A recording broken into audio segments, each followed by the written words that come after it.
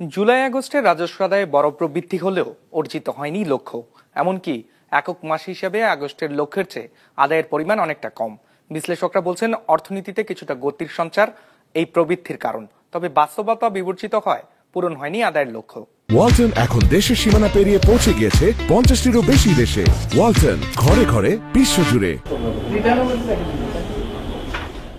সরকারের ব্যয় ও কার্যক্রম পরিচালনার জন্য কাস্টমস ভোক্তা পর্যায়ে ও ব্যক্তির আয় থেকে রাজস্ব আদায় করে জাতীয় রাজস্ব বোর্ড এনবিআর।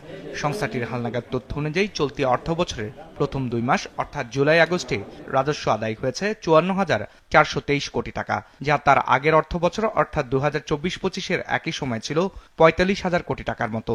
সে হিসেবে বছরের ব্যবধানে রাজস্ব আদায় বেড়েছে 8,918 কোটি টাকা বা প্রায় 21%।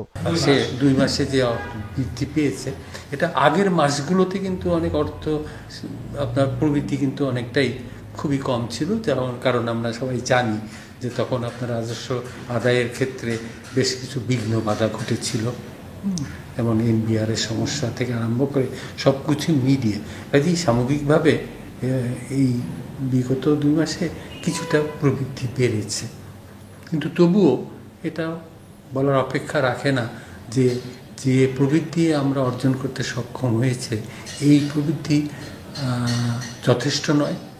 আর একক মাস হিসেবে আগস্টে এসেছে 27,000 কোটি টাকার রাজস্ব, যা তার আগের বছরের তুলনায় 4,000 কোটি টাকা বা 18% বেশি। তবে আদায় বাড়লেও পূরণ হয়নি লক্ষ্যমাত্রা।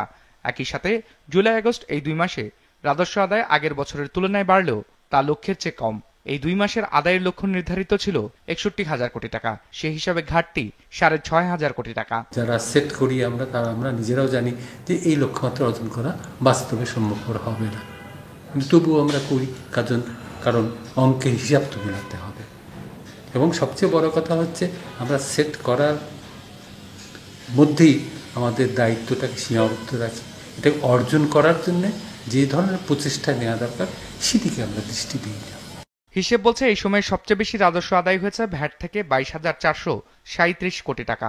আদায়ের দিক থেকে এর পরেই অবস্থান কাস্টমসের। এই খাত থেকে এসেছে 17,248 কোটি টাকা।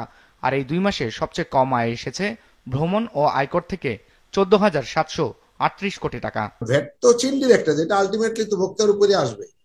তো সুতরাং আমাদের তো বেশি বেশি করে এখন ডিরেক্ট ট্যাক্সের উপরে আমাদের চাপটা বাড়ানো হচ্ছে, যাতে আমাদের ডিরেক্ট ট্যাক্স বাড়ে, আমাদের ট্যাক্সেবল আমাদের লোকজনের সংখ্যা যাতে বাড়ানো যায়।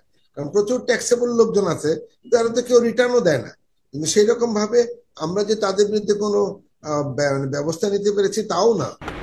এর আগে 2024-25 অর্থ বছরে জাতীয় রাজস্ব বোর্ড আদায় করেছিল 3,70,000 কোটি টাকার রাজস্ব, যেখানে আদায়ের সংশোধিত লক্ষ্য ছিল 4,63,000 কোটি টাকা। রায়হান শোভন, বিজনেস রিপোর্ট, মাছরাঙা টেলিভিশন।